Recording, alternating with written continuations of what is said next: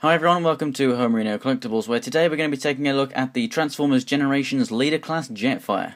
So I'm excited to get this thing. Now this is a different style of leader because as you can see at the bottom here, it does say that it is a level 3 advanced. Now it's advanced in comparison to, like level 2 like deluxe class figures and stuff like that and Voyagers, but it's not really like super advanced. Like if I were to say to you a leader class that's advanced, you might think of some of the Revenge of the Fallen leader class figures or something like that, but it's nothing like that. They have changed a little bit since then. So we've got the 21 out of 30. It was part of the Thrilling 30. Over here on the back we can see Jetfire in both modes. You can also go ahead and pause it if you want to read the bio. There we go, and also the tech specs down there. That's pretty much it for the box, really. So let's get this thing open and take a look. And here is Jetfire in vehicle mode, and this is a very, very nice interpretation of Jetfire. So what I'm going to go ahead and do, before we just take a look at some of the fine detail, is just have a look at some comparisons. And first up, we've got the Classics Jetfire. So as you can see, as a kind of Jetfire toy look, they both have the same characteristics of the Generation 1 Jetfire toy, with these big jets on the top and everything and whatnot, but this really does more closely resemble it than the Classics version did. Now, just like the Classics version, as you can see, we've got the guns that go on the side of the arms still attached, and then we've got some guns underneath here still attached. We also can do that with this Jetfire. So as you can see, these chrome weapons underneath can stay attached. So these ones are on the legs here, and these ones are on the arms here. So they can stay attached throughout the transformation. And with these ones, as you can see, it does have rolling landing gear down here. So that's absolutely fantastic. Now these ones, they're just permanently there on the side of the legs, but the weapons actually have holes in them, so the wheels actually just fit through. So it doesn't matter if they're on or not. It doesn't actually make the vehicle any bigger down here, because the wheels stick through. It can still roll and everything, so that's absolutely fantastic. So just like this toy right here, you can store all weapons in both modes. Now it is missing one weapon, and that is this, which the only other place you could put it is right here in the nose, which looks kind of ridiculous, but apart from that you can store everything and it looks fantastic. So out of the two, obviously this is a leader class and this is a Voyager, so it is now much bigger than this. If we just go this way, this is closer to the camera, so it might appear bigger, kind of, but you can still sort of see there's a good couple of inches there in length. They're about the same height actually. But it's just so much better of a scale than this figure. It just improves over it massively. It's got much more of a sleek kind of look, and overall just the design of it does look more like that classic Jetfire toy.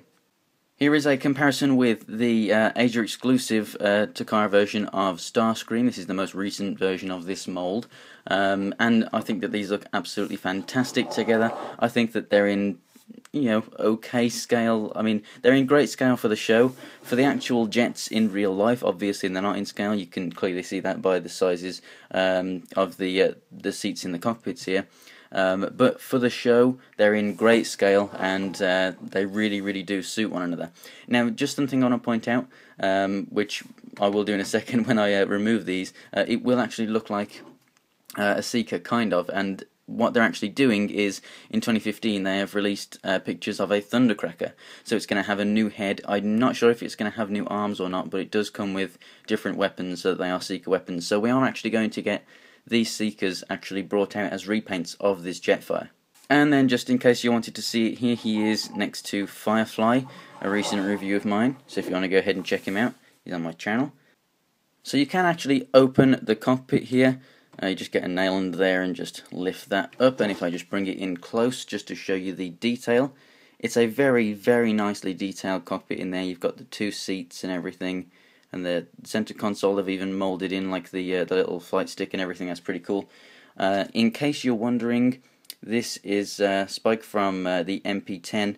He does not fit inside the cockpit. He is too big. He looks kind of an okay scale for it, but he does need to be a little bit smaller to fit in there. So if you're wondering if that can fit in, no, he can't. The nose is rubberized down here, so but it's quite hard rubber, so it's not going to be like outrageously warped or anything in your package, which is very good. So then we've got the nice silver Autobot logo up here. We have got some black painted on the inside of these grills here. Very cool. And then we've got the very Generation 1, just like that Classics version, reminiscent centerpiece here that they sit on with the you know, the jagged lines here and the black part here and whatnot. If we come to the back, you can see all of the nice thrusters and everything that's in here. Very, very cool. Unlike the Classics version, these don't open up to actually fire anything. They just stay as they are. You can rotate them if you want, so you could put them that way around if you wanted to. And then, just like pretty much any other version of Jetfire, you can remove these. They're in there quite solidly. Flip these up and then have just a normal jet right there, and that is actually my favourite form. I think it looks very, very sleek. I actually like to remove these pieces. You can also move these wings out this far or keep them back like so. So I like to just bring them out just a little bit, and that is my favourite look for this mode, without the guns and everything. But I'm just going to keep them on there just so that you can see that everything can stay there for transformation. So speaking of transformation, let's go ahead and do that now. So I'm just going to flip up this landing gear at the front here. And first thing that we're going to do is we're going to just lift the cockpit up a little bit. It's tabbed in either side at the front here, there and there. So we're just going to lift that up enough so that we can take this piece here and we're going to bring it forward. It's on this hinge inside here. This kind of there's a hinge there and then a hinge there.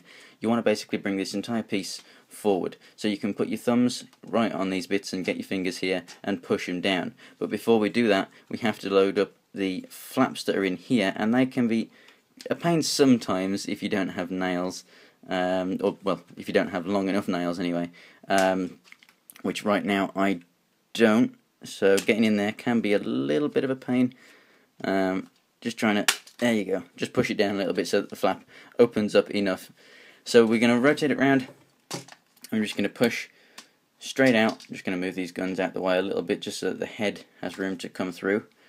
So we're just going to wiggle it and just keep pushing, and then it will just come out. You'll feel it when it just gets past and out enough so that you can just rotate it around and bring it out. So with this just staying down here, we're going to move the legs down a little bit now.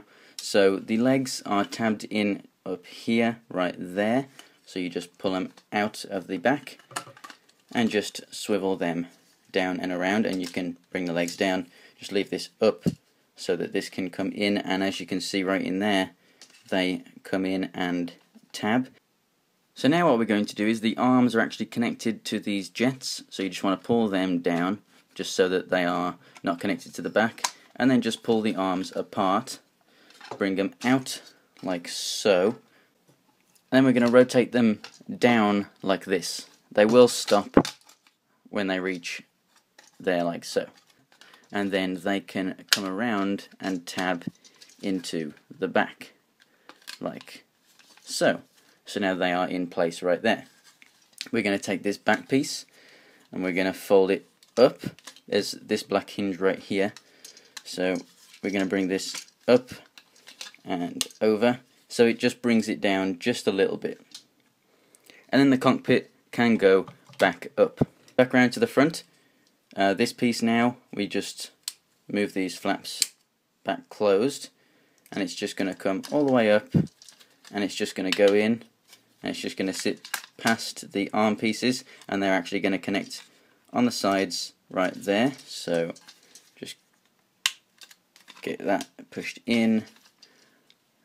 Get that one pushed in, there we go, and then you can just bring the arms down, rotate them around, rotate the head around, and then for the feet, they're just in the back here, they're just on a double hinge. This one's quite tight right here, so you just bring it out like so. This one's very easy. And there we go, there is Jetfire in robot mode. So in robot mode you can obviously give him his gun. Now this is one of the few chromed pieces on this thing. It does fire a missile. Now the chrome on this, it does look very good. We do have just a normal solid red handle, and in some places where the red isn't as prominent, you do actually see some silver coming through from the vac metal. So obviously the red paint that's mixed in, I don't know how they do it, but basically I wouldn't say fading or flaking or anything, but it's just lighter in some places like that, where you can see more silver coming through. Overall, they do look very, very nice, but I have seen on other people's where in packaging, like, there's little plastic bits that hold this down, and they can actually scrape off some of the red, so you're left with just some plain silver parts. Now, because we do actually have red on the figure, and even red underneath these bits on the legs, I think it would have looked better if it was just a solid red. I mean, it would have been nice if we had a Takara version with all of this chrome, and then have actually all of these red bits metallic chrome. And it would have been nice if for this version we just got the solid red, so that it suits the solid red that's on it already, and then the price maybe could have come down like £5 or something like that, and it would have just been a little bit better, because we're not paying for as much of a crazy transformation there with this figure. I really like this figure. I'm not saying the transformation is simple or anything like that. I'm just saying it's more simple than previous leader class figures, so why should we pay the same price as those previous ones? So all of the weapons, as you can see, can come off, and they can plug into one another. They have pegs on the top, so you can peg the guns inside one another. That's a bit tight because this actually has a little bit of glue on the handle of that gun and that one there. If I just bring that in close, you might be able to see that. Focus. There we go. You can see a bit of glue on there, so I think that was just in there to help it stay on the figure when in packaging. But kind of annoying, really. Let's focus back to the front here. There we go. So on either side of the gun you have ports, and you can just plug them in and create one giant gun if you so wish. So there's your giant gun that you can get him to hold, and it doesn't look too ridiculous, but I mean, a little bit crazy. Now that's not all you can do with the guns. You can store the faceplate on the gun. So if I just bring it in close and show you that faceplate, here we can see the faceplate, and it looks a lot like the original figure. It does not have red eyes, it has the blue eyes because of the blue light piping that's in here for the Skyfire head, but it looks absolutely awesome. Now, one of my complaints with this figure is just that I basically have, about 4 complaints, but they're only minor. Number one is being that actually, number one was the silver showing through on these, and that I would like it to be normal red. Number two is that the head can look up more, but these earpieces hit those jets, so you have to turn the head for it to look up more with this mask on. Number three is just the hollowness on the outside of the arms. I don't mind it right there, and I don't mind it right there. They're on the inside, you barely see them. It's fine. But right here, I think that looks pretty ugly. And I just really don't like that. And then the other complaint is in here, when you move the legs, sometimes, like as you can see I'm moving it just fine now, but sometimes that leg will actually just unhook from that joint that you saw me put it in transformation. It just can be annoying when that happens. And actually I'm just going to put in another complaint, and that is that there's no articulation in the wrist. It could have easily been done. It's a solid piece, it's a leader class figure, so it really should have the articulation in the wrist there. So to remove the mask, you just go ahead and yank it off the dude. There we go. And that reveals the Skyfire head, which is obviously now, the whole thing looks a lot like Skyfire from Generation 1, which is absolutely fantastic. So we've got the nice kind of gunmetal border to the head there, with the silver inside. And then there's not really much light shining behind this guy right now, but we've got light piping here, here, and then it carries on onto the back here. So we have actually blue painted over the light piping, which is absolutely awesome. It's great that the light piping is actually the same colour as that part of his head anyway, so it doesn't look like it's just there for no reason. But Trust me, I know it's not lighting up much right now, but it is good light piping. It's not the best though, it really isn't. And then if we go over here, we have the Autobot logo and some nice silver detail underneath here. I like the grills here in the chest. We got some nice red paints on there. Just a quick look at the rest of the figure here. The cockpit is nicely hidden on the backpack there, and if you want to make it look a bit more like the original toy, you can just swivel those round, and then you can give him his cannons in robot mode like that. And unlike the classic toy here, these don't rotate and become guns and fire forward or anything. That's all they can do. They can only rotate upwards, but I prefer it just like that. So the storage of the faceplate, as you can see, you've got a groove in between these two parts here, and basically you just slot it in there like so. And the faceplate now, if you don't want it attached, you can store it on the gun. It's not loose, it's not going to fall off unless you keep touching it. So I think it's a pretty good storage for it, but I mean, obviously it doesn't really look like it's meant to be there, but it's good that you've got somewhere to put it if you don't want it on in robot mode. As for storage of weapons, if you don't want them on, obviously you've got the storage on the arms and the legs if you don't want him holding them, but you also have the holes up here which you can put weapons on if you desire. And as for articulation, the head now without those little ear bits on can look up just fine, down a little bit, and then left and right there. The whole neck moves, and it's got really nice neck detail in there. That looks really cool. The shoulders, these bits don't actually move, they just move on a hinge right here, so they come out here, and then it moves up and down on a ratchet right there. Not a super strong ratchet, but strong enough to hold any of his weapons perfectly fine and not drop the arm. And then we have a rotation up here at the top of the arm, and then we have a rotation at the elbow, which is a much stronger ratchet. It goes just more than 90 degrees. Like I said, no articulation here at the wrist. It's a leader class figure. It really should have that. Nothing at the waist, but that's fine with the way that it transforms. And then at the hips here, we've got nice ratchets forward and back, and then out to the side we get ratchets as well. The knees, they are also ratcheted, and they go all the way in like that. It's fantastic. Really do like the shin pads here. They look awesome, or should I say just kneecaps.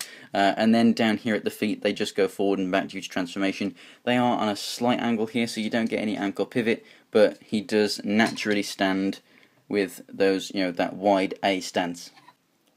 So here's Jetfire from Classics, and there you can see the difference in the helmets. I think that the new one does look a lot better, however the older one with these bits actually does resemble the original figure a lot more. So the black bits, I actually really do like these a lot more. If you're going to be trying to replicate the old figure. But I think the new faceplate overall does look better, and then this one is like an entire helmet.